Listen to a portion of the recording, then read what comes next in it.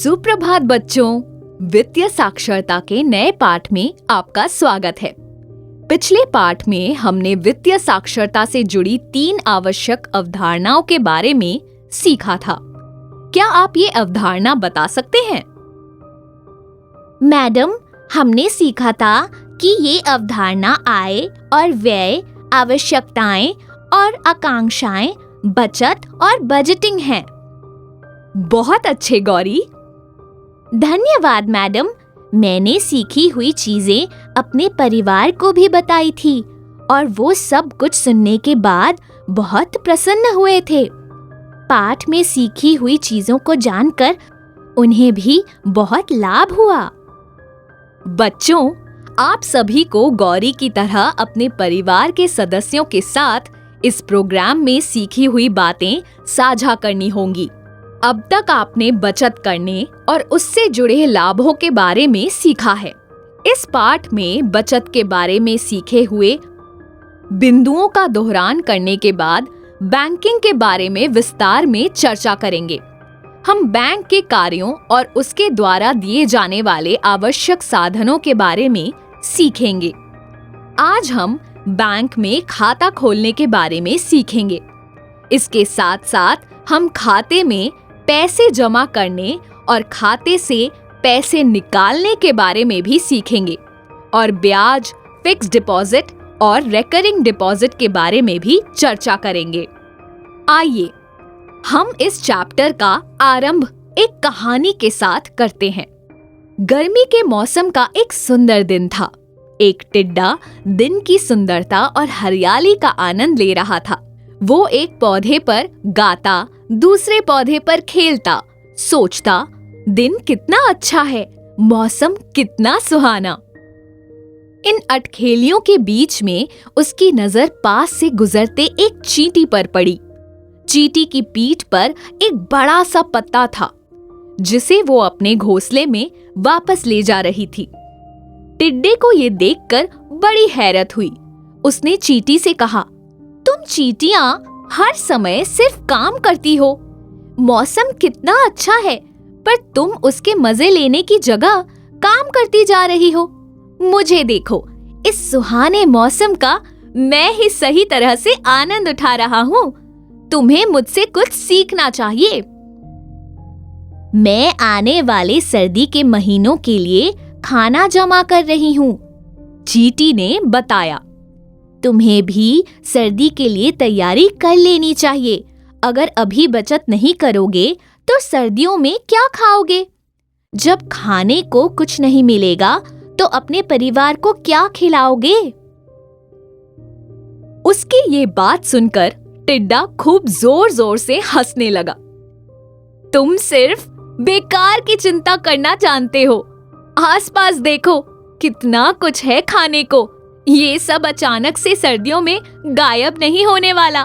थोड़ा धीरज रखो, इस मौसम का मजा लो और मुझे पाठ पढ़ाने की कोशिश मत करो। जब समय आएगा तो सब ठीक हो जाएगा। चींटी ने टिड्डे की इन बातों पर ध्यान नहीं दिया और चुपचाप अपने काम में जुटी रही। इसी तरह गर्मी के दिन बीतते गए और बहुत जल्द सर्दी का मौसम आ गया। चींटी ने इस मौसम के लिए तैयारी कर रखी थी। उसके द्वारा जमा किया खाना सर्दी के महीनों के अंत तक चलने वाला था। वो संतुष्ट थी। परंतु ये सर्दी का महीना टिड्डे के लिए इतना आसान नहीं था। उसे खाना खोजने में दिक्कत हो रही थी और वो भूख से मर रहा था। खाने को खोजते खोजते वो चींटी के घोंसले के सामने आ पहुंचा। उसे याद आया कि चींटी ने गर्मी के दिनों में खाना जमा किया था। बड़ी आशा के साथ उसने चींटी के द्वार पर खटखटाया और उससे खाने के लिए भीख मांगी।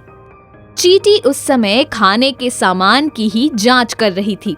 जब उसने टिड्डे की विनती सुनी तो उसने उत्तर दिया, जब गर्मी का मौसम था तो मैंने बड़ी मेहनत करके ये खाना जमा किया था। उन दिनों को तुमने मस्ती और खेल में समय काट दिया। मेरे पास केवल इन सर्दी के महीनों के लिए ही बचाया हुआ खाना है।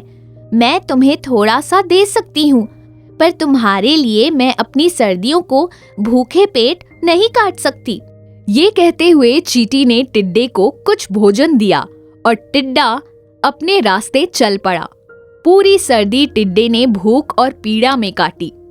जब गर्मी का मौसम फिर से आया तो टिड्डे ने अपना सबक सीख लिया था। इस साल उसने चींटी के साथ मिलकर आने वाली सर्दियों के लिए खाना बचाया। वो भविष्य और उसमें आने वाले संकटों के बारे में सोचना सीख गया था। इसका परिणाम ये हुआ कि इस बार उसे सर्दी के महीनों में भूखे पेट नहीं रहना पड़ा।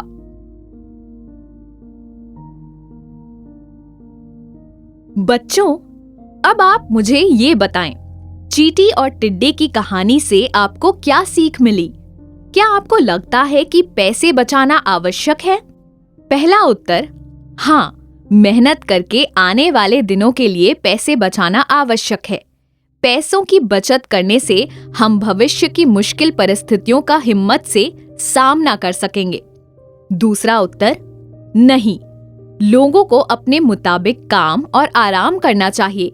हमारे भविष्य में मेहनत करने के कई अवसर आएंगे। दूसरा प्रश्न, हमें पैसों की बचत क्यों करनी चाहिए? पहला उत्तर, पैसे बचाना एक व्यक्तिगत चयन है। हम पैसे अपने मर्जी अनुसार खर्च और बचा सकते हैं। दूसरा उत्तर, पैसे बचाना जरूरी है क्योंकि परिस्थितियां पूर्व सूचना देकर नहीं आती है। हमारी बचाई हुई जमा पूंजी भविष्य में महत्वपूर्ण साबित हो सकती है। तीसरा प्रश्न, हम किन चीजों की बचत करते हैं? पहला उत्तर, पैसा, खाना, जरूरी चीजें। दूसरा उत्तर, कपड़े, जूते, किताबें, गहने और जेवर। चौथा प्रश्न, आप अपना पॉकेट खर्चा किन चीजों पर खर्च करते हैं? पहला, रिबन, आइसक्रीम। दूसरा, चूड़ियां, चिप्स। पांचवा प्रश्न, क्या आप हर महीने अपने पॉकेट खर्चे से कुछ पैसे बचाते हैं? पहला, हाँ। दूसरा, नहीं। छठा प्रश्न, आप बचाए पैसों को कहां रखते हैं? पहला उत्तर, गुल्लक में। दूसरा, बॉक्स में। सातवां प्रश्न, आपके पैसों के लिए सबसे सुरक्षित स्थान कौन सी है? पहला उत्तर, बैंक एवं डाकघर जैसी जगह। दूसरा, मेरे छिपाने की जगह। तीसरा, मेरे माता पिता के पास। तो हम देख सकते हैं कि पैसों की बचत करना आपात स्थितियों से जूझने के लिए बहुत आवश्यक है। इसके साथ साथ ये भी आवश्यक है कि हम बचत के पैसों को किसी सुरक्षित जगह में संभाल कर रखें। ये पैसे हमारे लिए एक सुरक्षा जैकेट की तरह काम करते हैं। अगर हम सही तरीके से पैसों की बचत कर पाते हैं तो हमें भविष्य में आने वाली किसी भी परेशानी से जूझने का साहस मिलता है। हमारे भविष्य की सुरक्षा के लिए अच्छा ये भी होगा कि हमारी बचत की राशि समय समय पर स्वयं से बढ़ती रहे। क्या ऐसा हमारे घर में या हमारी गुल्लक में रखे पैसों के साथ होना संभव है? नहीं, ऐसा केवल बैंक में रखे पैसों के साथ ही हो सकता है। इसलिए हम आगे चलकर बैंकिंग के बारे में विस्तार से सीखेंगे।